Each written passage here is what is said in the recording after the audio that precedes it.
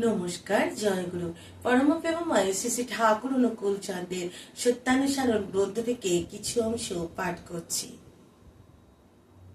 তুমি নিজে সহ্য করো, কিন্তু যে পারে না তাকে সাহায্য করো। ঘৃণা করো না, সহানুভূতি দেখাও, সাহস দাও। নিজেকে নিজের প্রশংসা দিতে কৃপণ সাজো, কিন্তু অপরের বেলায় দাতা হও। ঠাকুর এই বাণীটাতে বলছেন যে এই যে আমাদের সমাজ, আমাদের যে পারিবারিক সংসার, সেখানে এমন অনেক কিছু হয় যা আমাদের ভালো লাগে না বা আমাদের মত বিরুদ্ধ। ঠাকুর বলছেন যে সেটা সহ্য করতে, কারণ সহ্য গুণ হলো সব থেকে বড় গুণ এবং তার ফলেই কিন্তু শান্তি আসে। তাই আমি নিজে তো সহ্য করব এবং অপরকেও যেন আমি সাহায্য করি।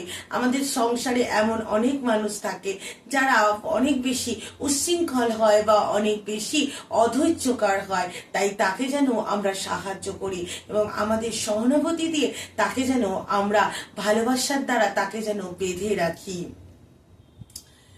তাকে যেন আমরা ঘৃণা বা ঘৃণা করো না, সহানুভূতি দেখাও, সাহস দাও। যে পারে না, অর্থাৎ যে হয়তো সেই রাগটাকে সামলাতে পারছে না বা হয়তো সঙ্গে সঙ্গে সে রিয়াক্ট করে, তাকে আমরা যেন ঘৃণা না করি, আমরা তাকে সাহায্য করব আমাদের সর্বকিছু দিয়ে। কিন্তু ঠাকুর বলছেন যে আমরা যেন নিজের প্রশংসায় পঞ্চমুখ না হই। অর্থাৎ আমার মধ্যে যদি কোনো ভালো গুণ থাকে, সেটা অপরে যদি আমাকে বলে তো বলুক, কিন্তু আমি নিজে যেন কখনোই সেটা মুখে প্রকাশ না করি। কিন্তু অন্যের যদি কোনো একটা ছোট্ট গুণ থাকে, তাহলে সেই গুণটা যেন আমরা প্রকাশ করি এবং আমরা তার প্রশংসায় পঞ্চমুখ হই। কারণ অন্যের ভালো দেখা বা অন্যকে ভালো বলা, সেটা হলো আমাদের প্রত্যেকটা মানুষের একান্তই উচিত।